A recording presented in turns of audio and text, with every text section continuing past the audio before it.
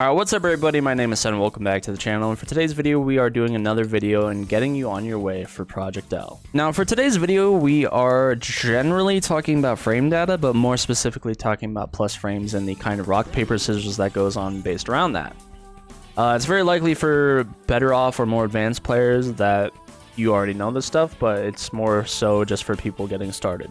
If you have anything to add though, if you are an advanced player, leave it in the comments below. So as you can tell, we are using Street Fighter 6 as our example today. I've used Marvel and Dragon Ball FighterZ and stuff like that, and I think Street Fighter and Guilty Gear is an example in the past for Project L. Now to talk about plus frames, we have to talk a little bit about frame data and just kind of what it is. It's literally just the information based around the animations that you do when you do an attack. It's related to that. So as an example, I could use something like Ryu's Standing Light Punch, and it gives us all our frame information down below. It has a startup of 4 frames that leads us to our active frames and a total duration of 13. I believe it's broken down with the green bar being related to the startup, and then the red bar being related to the active, and the blue bar being related to recovery. If I'm wrong about that, please correct me in the comments below. So we'll talk about the relationship between having and defending on plus frames.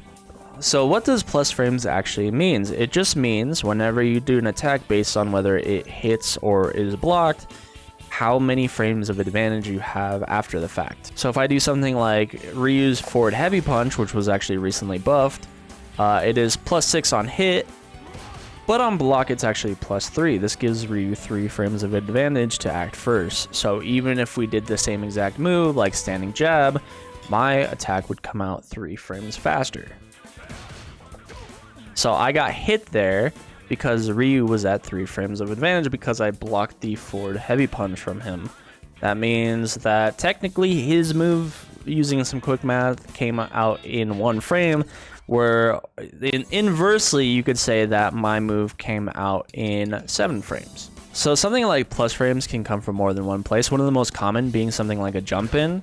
You can see I'm actually +11, and the frame data actually changes depending on how deep in the jump in I actually do this move. I think +11 is the most at advantage I can be with jumping heavy punch. Now let's talk about actually playing these plus frames. Most commonly, and I'm going to recommend this at the lowest level, take your plus frames. A lot of the people, especially at low level, just mash or don't know how to defend or whatever the case may be. You're going to get a lot of free damage because your opponent mashes on your plus frames just because they don't know. So if you have a move like Ryu's forward heavy punch that leaves you at advantage, take your plus frames, do an attack, do something that makes use of those 3 frames of advantage.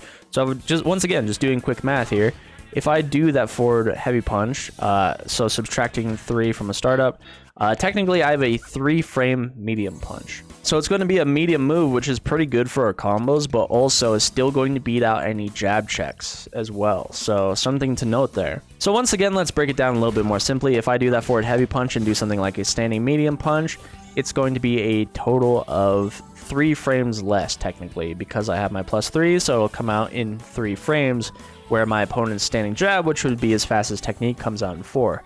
My medium punch would win out in that race, and I would potentially get the hit if they chose to mash. Something as simple as this is going to take you a very, very long way. I assure you, take your plus frames, and then eventually you'll run into this as a situation where you get your plus frames, and they do actually block. They understand that you have plus frames and respect your plus frames. It's very possible that even the players that you play against at low level will also recognize this fact because they're getting hit every time.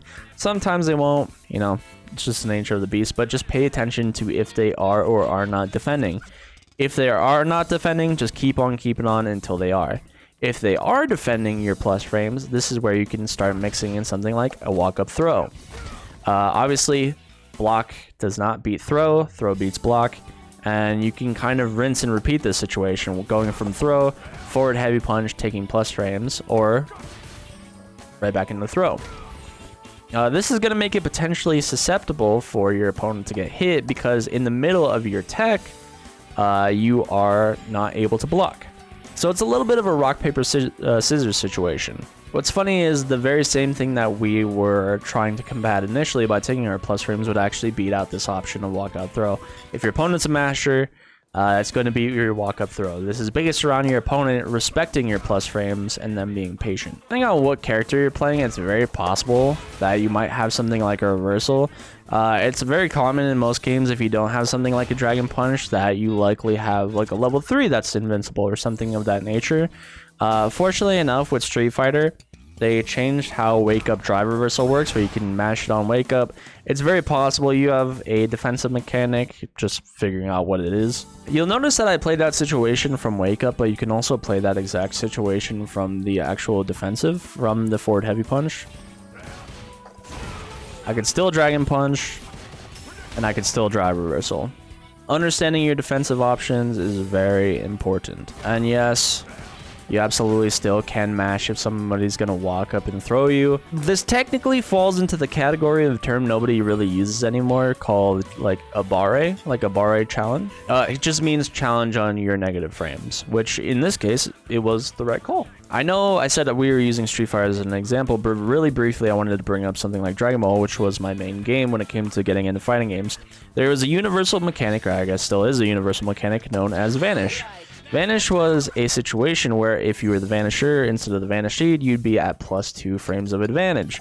That means if we were to do our fastest attacks at 6 frames, mine would come out 2 frames faster. Now, being at an advantage is great, but there was one situation with this magic number of being -2 that was potentially good for the opponent, and that was because at -2, your opponent could backdash, and that was kind of a defensive way around Vanish. That was something pretty good defensively and kind of made you not have to play defense a lot. Alright, so Kid Buu's gonna vanish. I'm gonna backdash and punish with 2M because he is mashing out his autopilot string without really thinking about it. And then I get a full combo, get a ton of damage, and I kind of make a fool out of you for playing your own plus frames. So this is just an example of being at advantage isn't always, you know, the full story. There's ways around it. You just have to make good on what is in your game. We don't know what's going to be in Project L.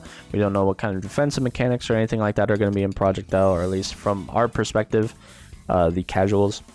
But just know that being plus isn't the full story. It's very important. Alright, so I wanted to finish this video off with the last piece of the rock, paper, scissors situation I did not talk about earlier, and that is Shimmy. Shimmy is an interesting one because I feel as if it kind of became a lot more common, not recently, but it doesn't feel that old.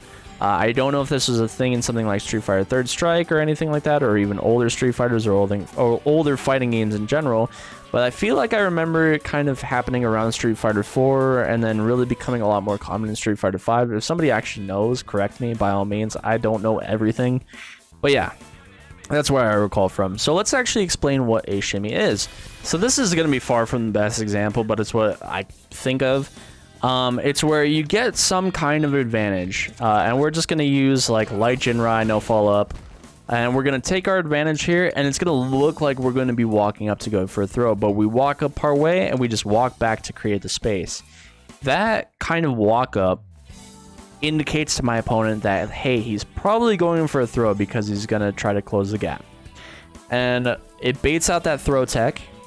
And while you whiff that throw tech, you're in a lot of recovery. 30 frames total for just doing a throw tech and whiffing. So you'll bait out the throw tech and you'll punish your opponent's like missed throw tech essentially. All right, so it's really hard for me to force something like a shimmy online, so I'm just going to show you a clip of one right here. And once again, this just adds to the layers of playing your plus frames. Definitely at the lower level, start by pressing your advantage. You're going to get a lot of mashers, but as you get higher in level, that's where these sort of mind games begin. I hope this was helpful in some way, shape, or form. If you guys want to see more, check out the rest of the channel. In the description, there's links to not just my channel, but my friend's channel as well. Anyways, I'll see you guys later, and I hope you're ready for Project L. Later.